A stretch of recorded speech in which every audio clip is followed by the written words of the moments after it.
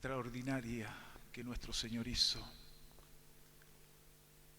Lo que más me conmueve es que los discípulos estaban con Él en ese instante.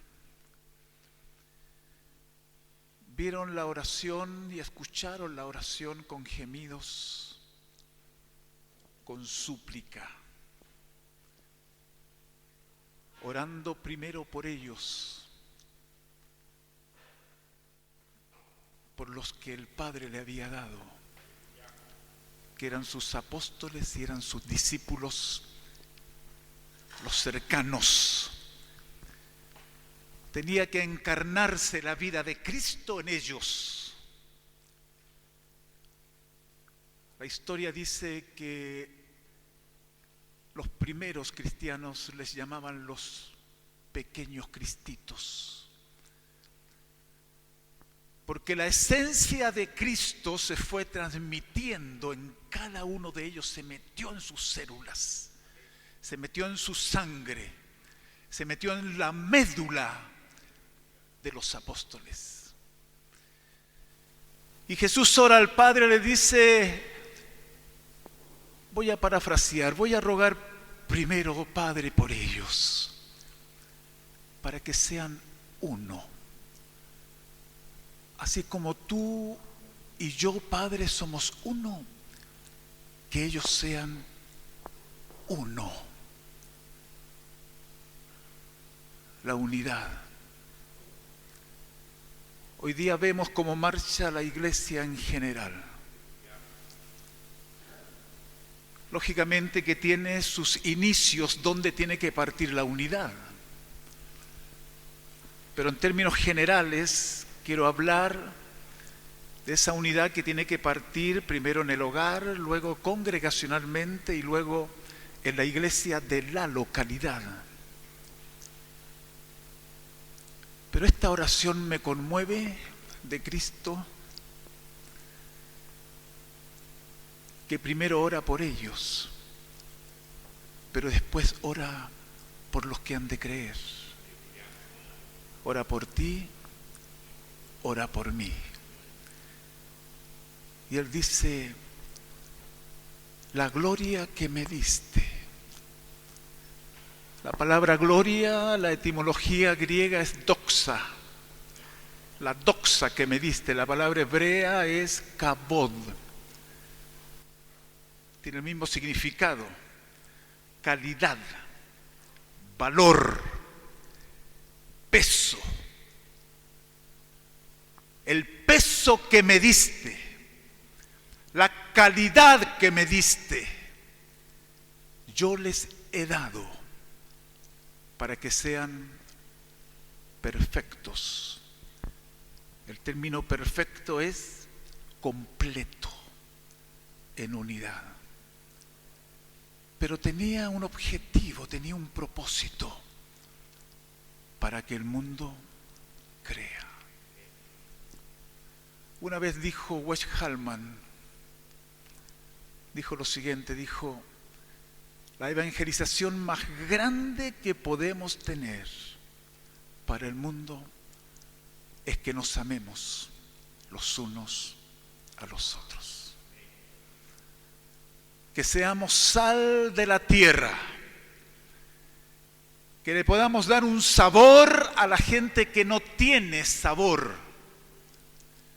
que seamos luz del mundo. La gloria que me diste yo les he dado. Ya no tengo nada más que darles. Ellos tienen que entender, tienen que abrir los ojos del entendimiento para poder captar la intencionalidad que tenía el Padre con el Hijo y el Hijo con lo que iba a venir, que éramos nosotros. Y esta iglesia, para impactar al mundo, hermanos pastores, no nos queda alternativa. No nos queda alternativa. Tenemos que ser uno. No nos queda alternativa. Tenemos que ser uno. Hay cosas que se han levantado en contra de la unidad. Y se ha levantado una palabra que de ahí vamos a ver, el orgullo. Se ha levantado, estimulado por espíritus demoníacos que están atacando a los siervos de Dios, que están atacando al liderazgo de la iglesia, que están atacando a las familias de la iglesia, como nunca antes. Esto es, hermano, es una guerra que tenemos que hacer diariamente. Y les quiero informar a todos que estamos en guerra. Y la guerra no se hace, la oración de guerra no se hace ocasionalmente, sino que todos los días tenemos que nosotros guerrear, luchar. Porque el enemigo no descansa y quiere echarnos abajo, hermanos queridos. Pero la iglesia se va a levantar fuerte y valiente. Y vamos a declarar la victoria de Cristo. Pero para eso no nos queda alternativa. Tenemos que estar unidos. No hay otra fórmula. Hemos inventado muchas fórmulas. Se han levantado predicadores por todas partes. Algunos muy carismáticos, pero individualistas.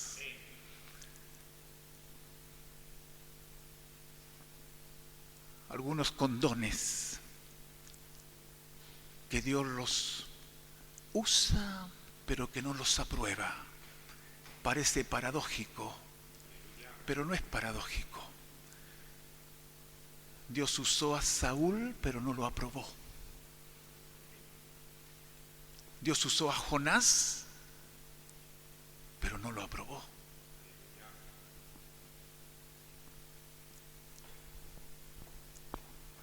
La unidad. Siempre lo señalo, que lo aprendimos desde hace muchos años a través de Jorge y Mitián. Dentro de muchas características y cualidades que tiene que tener la iglesia, lo menos hay 3 características que tiene que tener, que es santidad, que es unidad y que es cantidad. Santidad, unidad y cantidad. Hoy día nos detenemos en la unidad, pero si no hay santidad no puede haber unidad, porque si no hay santidad se pierde el temor de Dios, y cuando se pierde el temor de Dios hay chismes, la gente engaña. Cuando se pierde el temor de Dios hay hipocresía, hay cinismo. Cuando se pierde el temor de Dios, en la mesa de la casa no se come palabra de Dios, se come sospecha, el hablar mal del prójimo. ¿Por qué? Porque se perdió la santidad. Se pierde la santidad, se perdió el temor de Dios. Se pierde el temor de Dios y la iglesia empieza a declinar, a bajarse del propósito eterno de Dios. Y se crean tantos problemas. ¿Se dan cuenta que todo nace del hogar? En términos concretos y en términos prácticos, ¿cómo tiene que ser un hogar cristiano? Mañana voy a hablar de eso. ¿Cómo tiene que ser realmente el hombre, el líder familiar, el sacerdote de la casa, el pastor familiar? El hombre, el maestro de la casa, el educador de los hijos. ¿Cómo tiene que ser la esposa? ¿Cómo tienen que ser los hijos? En su primera iglesia en casa, que es su hogar. ¿Cómo tienen que vivir? ¿Cómo tiene que ser la unidad entre ellos? ¿Todos queremos la unidad? ¿Dicen amén? Queremos la unidad.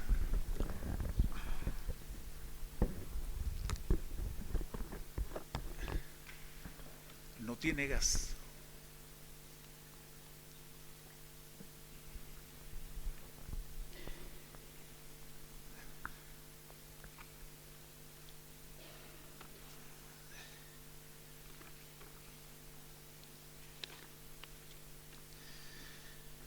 Lo que Jesús pide, voy a leer algunas cosas acá, en Juan 17 no es una utopía.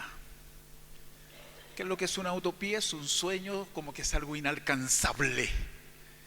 No, Cristo fue objetivo, fue radical en su oración, con una oración de angustia, de dolor, y que los primeros cristianos, los discípulos, la entendieron totalmente, de tal manera, si ustedes se dan cuenta en Hechos capítulo 4, versículo 4, que Dios fue añadiendo y se convirtieron 5.000 hombres, sin contar las mujeres ni los niños. Imagínate la cantidad de gente, porque había ocurrido algo. Los discípulos, los apóstoles habían plasmado, habían encarnado la oración de Cristo, y no solamente eso, sino que la obedecieron, fueron uno, tenían en común todas las cosas, no había necesidad en ninguno de ellos, ellos habían entendido, y Dios iba añadiendo los que iban a ser salvos. ¿Por qué sería? Porque ellos caían en gracia, dice la Escritura, también en todo el pueblo, porque había unidad entre los siervos del Señor. Mira, hace poco fui a un culto de acción de gracias, que fuimos invitados de la coordinadora regional. Ahí también estaban algunos pastores ahí. Y yo estaba en casa y Dios me indicó que tenía que ir. Fui. Este lunes pasado fui a otra reunión con otro grupo de pastores. Habíamos unos 12 personas. Y también fui por eso. Vamos a tener el culto de acción de gracias el 17 en la capilla de Cugat. Yo me convoco para allá porque yo lo estoy organizando, también voy a ir para allá. Y estamos invitando a varios pastores también. Lo único que quiero interpretar, el proyecto de Dios, el diseño de Dios, la idea de Dios. Que seamos uno para que el mundo crea. Quizás no logramos entender a cabalidad esto porque somos tan limitados, somos tan finitos, porque esto debe ser revelado mayormente, pero algo muy grande, lo que es verdaderamente la unidad del cuerpo, lo que es verdaderamente la familia de Dios. Podemos decir, sí, si la iglesia es una, pero en términos concretos nos damos cuenta que la iglesia está fraccionada, que está dividida. Y es allí donde nosotros tenemos que poner el punto medular. ¿Cómo echar abajo la división de la iglesia? Y concretamente, la división entre siervos de Dios, porque las ovejas, yo me doy cuenta que se buscan.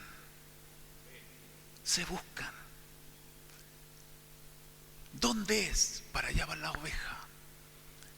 Pero los pastores se ha creado como una coraza impenetrable, como que si no fuéramos humanos, como que si fuéramos de otra categoría. No, no somos de otra. Cumplimos una función diferente, pero somos miembros del mismo cuerpo. Tenemos las mismas aflicciones, a veces dolores, circunstancias, enfermedades, achaques, problemas. A veces nos enojamos con la esposa, ella se enoja con el pastor también. Somos normales, pero cumplimos una función muy diferente.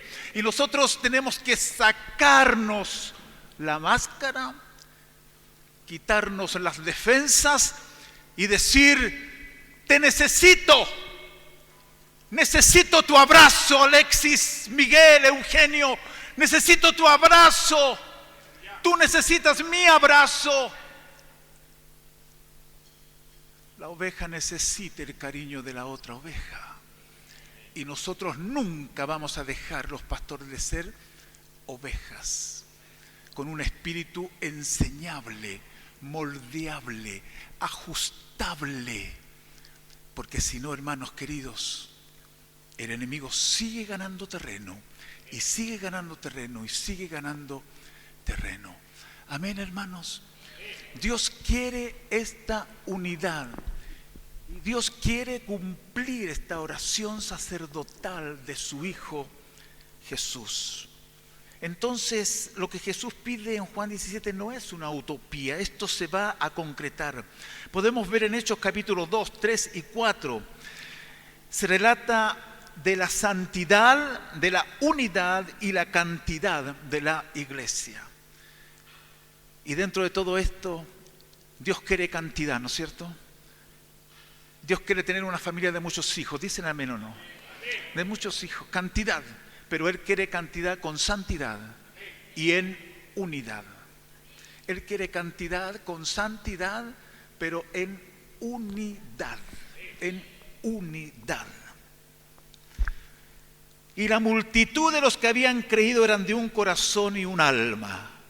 Son uno como el Padre y el Hijo lo son. La iglesia crece y se extiende, sin embargo, todos son uno, tal como Jesús pide al Padre que ellos fueran uno. La multiplicación no tiene por qué degenerar en divisiones. Y aquí puedo apuntar a otra cosa. La iglesia es un organismo vivo. ¿Cuántos dicen amén? Pero este organismo tiene organización. No es así a la suerte, a mi manera, a mi forma. Tiene organización, tiene una cabeza este organismo, y esa cabeza es Cristo. Tiene apóstoles, tiene profetas, tiene evangelistas, tiene pastores y maestros. ¿Para qué cosa? Para darle una directriz a todas las ovejas. Esos apóstoles y profetas son para perfeccionar a los santos, para ajustarlos, para elaborarlos. ¿Para qué cosa? Para que hagan la labor del ministerio y para edificar a los santos. ¿Qué es edificar? Es poner lo que le hace falta a los santos. Ahora yo creo que Dios nos quiere edificar porque nos hace falta algunas cosas para que marchemos en la unidad que Dios quiere que marchemos. No como yo interpreto la unidad, sino como Cristo hizo la oración de unidad y dice al tiro: Padre, que se amen. Y la gloria que está en ti te capacita para vivir la unidad, el cabod, el peso de la santidad que habita dentro de tu ser interior se va a exteriorizar para dar los pasos concretos de lo que realmente Cristo quiere, lo que tiene que ser este organismo vivo que es su cuerpo y que es su familia. Andar en la unidad que Dios quiere.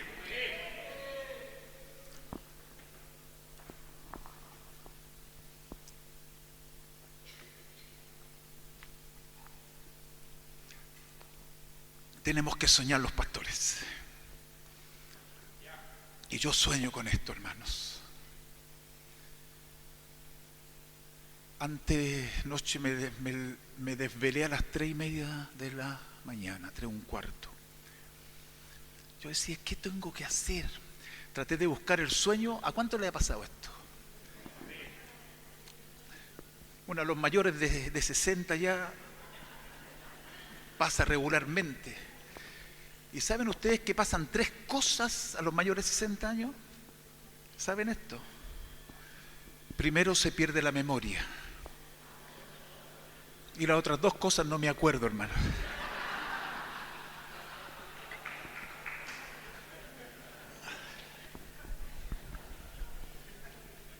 ¿En qué estaba, verdad? ¿Viste? No. Este organismo tiene vida. Amén. Me vuelvo un poco para atrás. Tiene vida.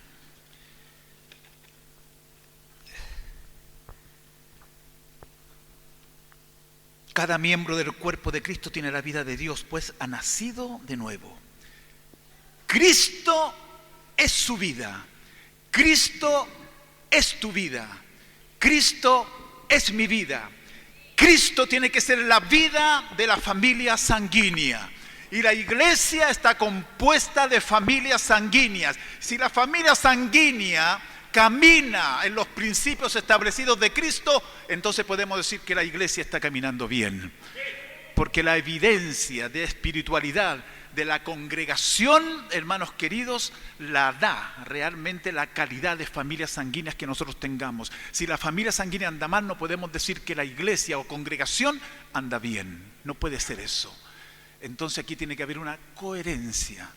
Y el punto de partida es la casa iglesia de tu casa, habitación, donde no nos podemos meter mucho los pastores. Yo conversamos con Lidia y decimos lo siguiente: damos la enseñanza, todo eso, pero cerrada la puerta de tu casa, no sabemos lo que pasa. A veces discernimos y a veces con palabra de ciencia nos damos cuenta cómo llegó la familia, cómo llegó la esposa, cómo llegó el esposo, si llegaron peleados, si llegaron mal con los hijos, todo eso. Y cuando eso empieza a ocurrir, atenta contra la unidad, porque la unidad empieza por casa. Va a llegar un momento. Yo recuerdo que alguna vez vi, cuando recién me convertí, gente que pecaba, no podía estar con... ¿Y saben una cosa? ¿Dónde pasaban? Adelante a confesar el pecado delante de todos. No había problema.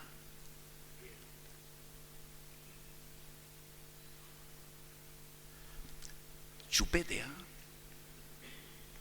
En los tiempos que van a venir.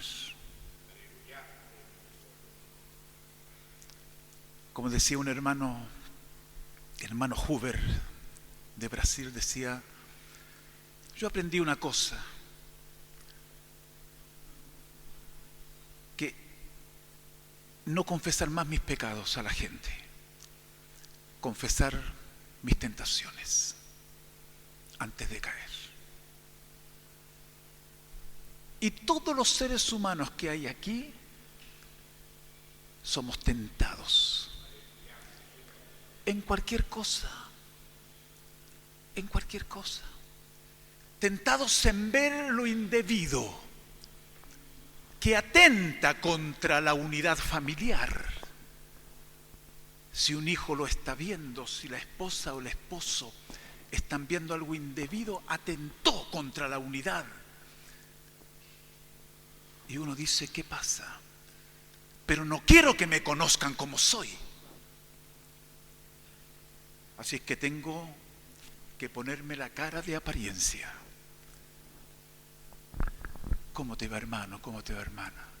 Y por dentro sé que hay algo que no está correcto delante de Dios. Hermanos, yo amo la unidad y quiero la unidad, porque la unidad no tiene vida propia.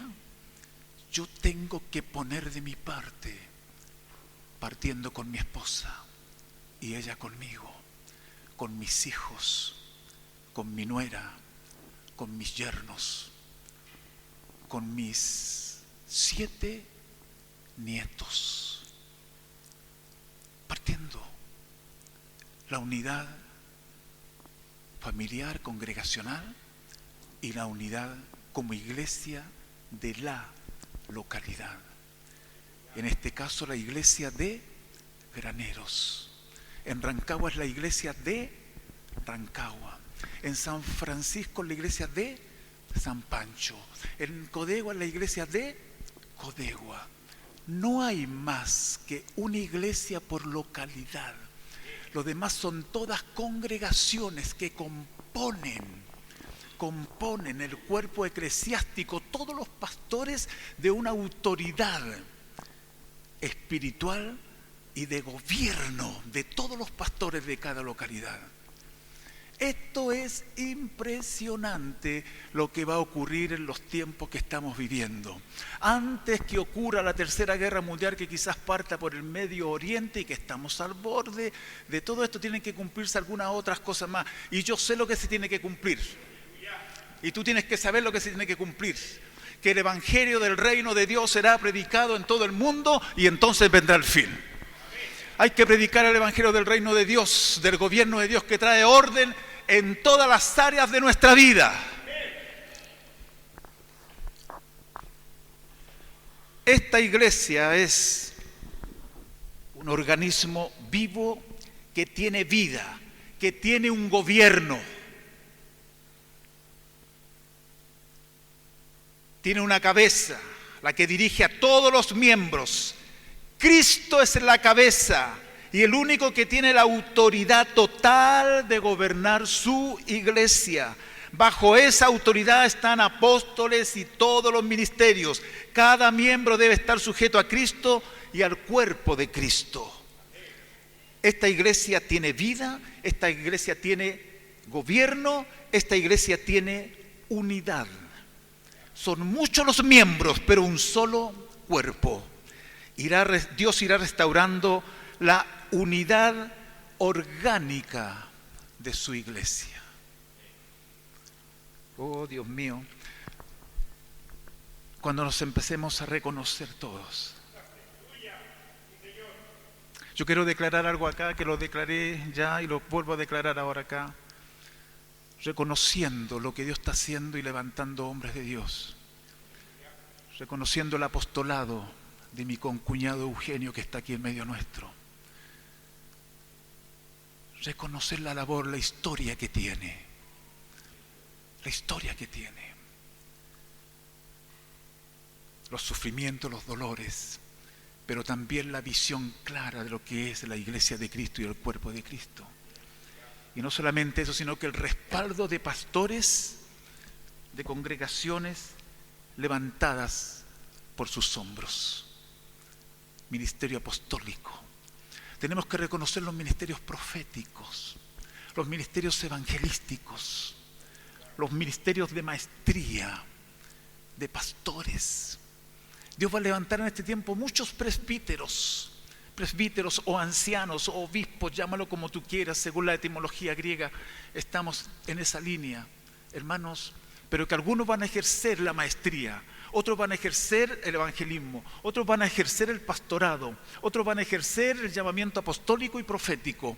Pero sabes tú que va a ser en unidad. Y Dios va a mandar la cantidad de gente por todas partes, queridos hermanos. Cantidad, pero con santidad y en unidad. Padre, la gloria que me diste yo les he dado para que sean perfectos, producto terminado en unidad. Amén, hermanos. Para allá tiene que avanzar la iglesia. Para allá tenemos que avanzar los ministros, los pastores. Hermanos, que nadie te diga otra cosa. Esta oración sacerdotal se va a cumplir contigo o sintigo, conmigo o sinmigo, pero esta oración sacerdotal se va a cumplir porque dice la Escritura, para que el mundo crea. Por lo tanto, el mundo todavía no cree porque hay divisiones, porque hay sectarismos, porque hay orgullo, porque hay soberbia, pero Dios está derribando todas estas paredes intermedias de separación para hacer un solo cuerpo aquí en la ciudad de Granero, en Rancagua y en todo lugar, queridos hermanos. Y no queda alternativa.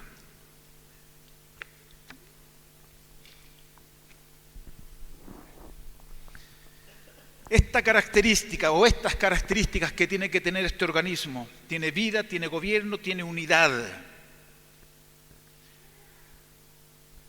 Hay orden. Cada miembro tiene su lugar en el cuerpo que está bien concertado y dice, y unido entre sí por todas las articulaciones, las coyunturas, unidos entre sí. Nos precisamos.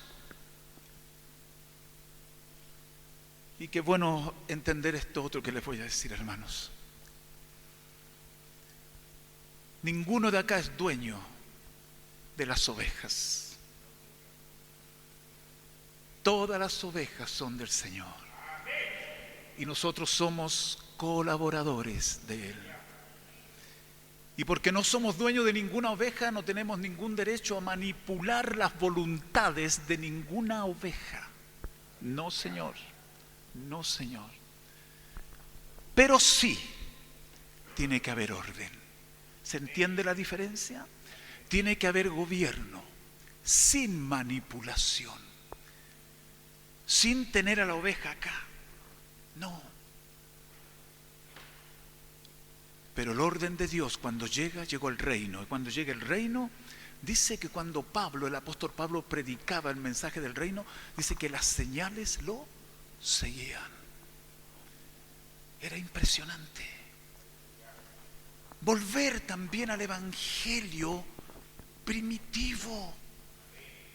Es el evangelio del orden de Dios, del gobierno de Dios.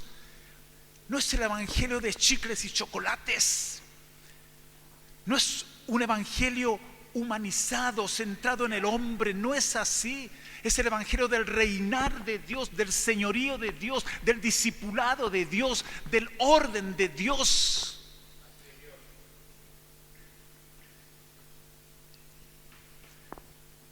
Dios va a traer esta unidad al cuerpo y va a traer un orden, a ver si me logran entender, un orden de este organismo que tiene una organización organizacional, pero donde es aquí donde los orgullos tienen que morir. Tienen que morir. Porque si no, Dios va a levantar a otros. ¿Sabes tú que el orgulloso siempre se cree humilde? Y el humilde cree que todavía tiene orgullo. Y es así. Todos los que estamos aquí tenemos que decir, ¿cuánto de orgullo me queda? ¿Cuánto de soberbia me queda? Y voy hilando más para abajo y decimos, en la casa habitación, con la esposa, con el esposo. Y ahí nos podemos sacar la radiografía y decir, ¿cuánto orgullo me queda? Esposos, pregúntale a la esposa y ella te va a decir, clarito. Y la esposa que le pregunta al esposo. Y ahí tenemos que tener un espíritu enseñable. Ahí parte la unidad. Y ahí nos damos cuenta si somos o no somos. Un discípulo real es aquel que dice que es y que vive de acuerdo a lo que él señala realmente. Otro ingrediente importante de este organismo, queridos, es este. Los miembros tienen relaciones firmes y definidas. Todo el cuerpo bien concertado y unido entre sí por todas las coyunturas, las articulaciones del cuerpo, cada miembro debe estar relacionado, unido a otro miembro del cuerpo en una comunidad de amor, compañerismo, sujeción y transparencia para ser formado, y así se produce una edificación. Amén. ¿Le puedes decir a tu hermanito que está a tu lado, yo necesito de ti, hermano, hermana? No podemos estar sin el otro.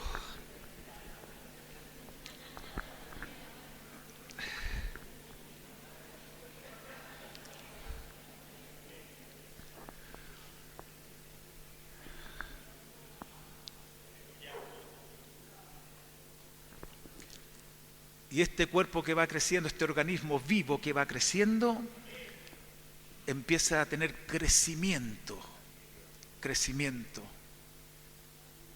de calidad, de cualitativo y cuantitativo, calidad y cantidad. Cada miembro en buena relación con la cabeza y con los demás miembros crece siguiendo la verdad en amor hasta llegar a la estatura, dice Efesios 4:13, de la plenitud de Cristo. Todo el cuerpo crece por la acción de todos los miembros. Ese crecimiento debe darse en 3 dimensiones: calidad, unidad y cantidad. Todos tenemos que ser discípulos, ser enseñados. Todos tenemos que ser moldeados. todos tenemos que recibir algún ajuste por ahí, pero tenemos que tener apertura para que todo eso se vaya produciendo. ¿Cuántos me están siguiendo, hermanos? Amén. La multitud de los que habían creído era de un corazón y un alma. Ser uno como el Padre y el Hijo lo son. La iglesia crece y se extiende, sin embargo todos son unos tal como Jesús pide al Padre. La multiplicación no tiene por qué, dije ya, degenerar en divisiones.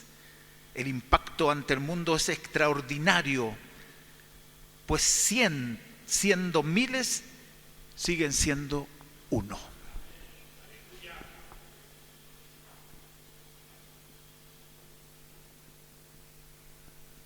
Amén. Siendo muchos, siguen siendo uno. Que Dios nos ayude, hermanos, para bajar las defensas, para sacarnos lo que no está bien, para develar lo que está velado, quitarlo, para ser naturales, espontáneos, auténticos, que te conozcan como tú eres, que tú conozcas a las personas como son. Mira lo que pasaba en la iglesia del Nuevo Testamento, y Dios seguía añadiendo los que iban a ser salvos, y se reunían por las casas. Habían dos tipos de reuniones: por las casas, la iglesia de la casa, pero también en el pórtico de Salomón. Esto sería el pórtico de Salomón. Pero ¿sabes tú que después por las casas, allí conoces el nombre de la gente, conoces las necesidades, conoces las aflicciones matrimoniales que hay? Entonces uno empieza a edificar, a poner lo que le hace falta a ese matrimonio, a esa vida. ¿Sabes tú que dentro del marco congregacional y en Chile se ha hecho una estadística que los pecados más grandes en Chile son el chisme y el enojo? ¿Cuánto odio retenido hay en gente y que siguen funcionando y teniendo una apariencia de piedad? Disculpen que esté un poco hablando de todo un poco.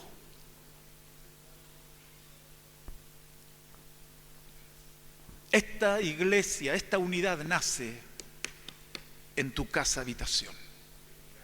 En tu casa habitación. Las conversiones continuaban. 5.000, 4.000, primero eran 3.000.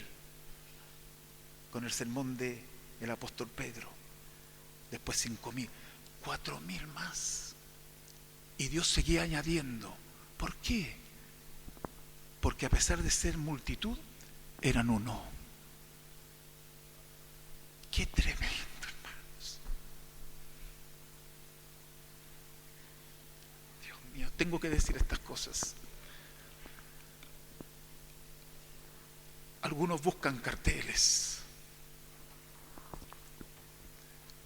Un día creo que fui a una reunión de pastores, habían unos 100 pastores, no sé si era en San Vicente, en alguna parte en el campo para allá. Y había un pastor que es presidente de la mesa ampliada en Santiago y que estaba allí. Y los pastores de mi región le estaban pidiendo que en las reuniones de TD1 o culto de acción de gracia, ¿por qué no nos incluían a nosotros? ¿Por qué siempre se sentaban algunos en los asientos de privilegios, según ellos? Y nosotros, ¿por qué no? Mi corazón no aguantó, hermanos. Y yo me levanté a hablar, ¿sabes? No sé si estarías tú ahí. Andan buscando, buscando el reconocimiento. Hermanos, Dios es el que promueve al hombre, no es el hombre que ande buscando. Entonces imagínate, cuando uno empieza a sufrir por esto. Imagínate la oración sacerdotal de Cristo. Y no solamente por esto, Padre, oro.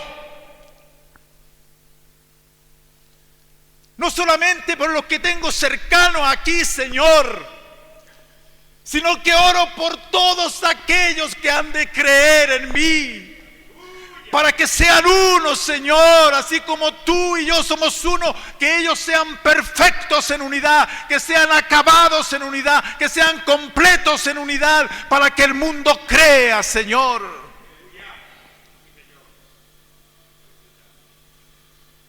Por eso digo, hermanos, no nos queda alternativa. Con todos los que amen la unidad, apégate. Sé un factor de cambio para los demás pastores, para las demás congregaciones, porque la iglesia es una. ¿Cuántos dicen amén? La iglesia es el organismo vivo de Cristo, la familia de Dios, el templo de Dios, el cuerpo de Cristo, la novia del Cordero. Uno.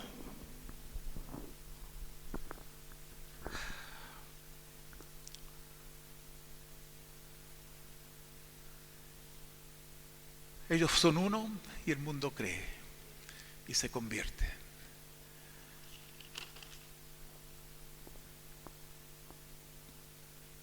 Así como nosotros, Padre, somos uno. El Padre es una persona. El Hijo es otra persona. El Espíritu Santo es otra persona. Con todo no tenemos tres dioses, sino un solo Dios en tres personas. El Señor quiere lo mismo de nosotros, que siendo muchos, seamos uno. Amén, hermanos. ¿Dónde debe comenzar la unidad? En casa. Y mañana quiero hablar concretamente cómo tiene que comenzar en casa la unidad, en la casa habitación. Solamente quiero terminar con lo siguiente. El orgullo es la razón principal de la falta de unidad y de la falta de paz en los corazones.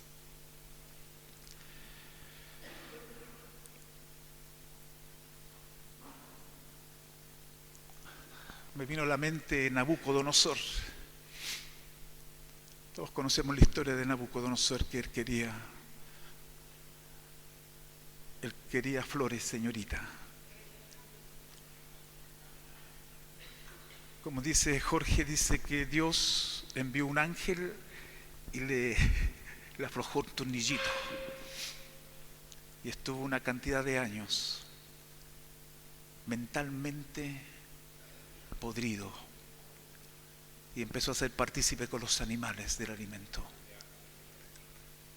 Pero Dios tuvo tanta gracia y misericordia que dice que después volvió en sí.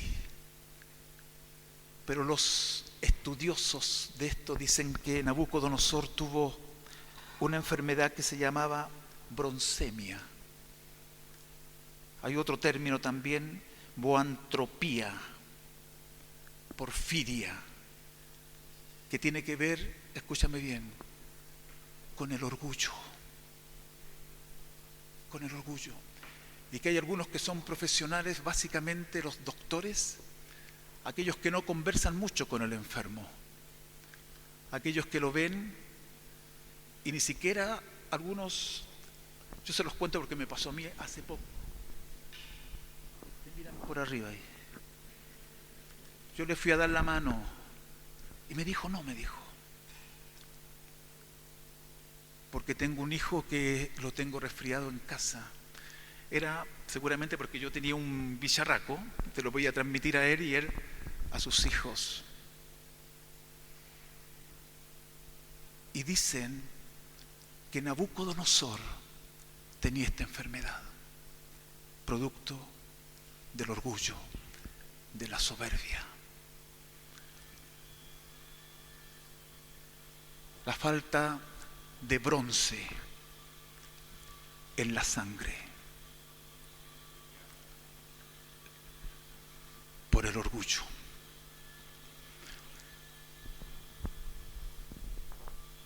El orgullo atenta contra la unidad. El orgullo en casa atenta contra la unidad familiar. Amén, hermano. El orgulloso se resiente ante la corrección o las sugerencias.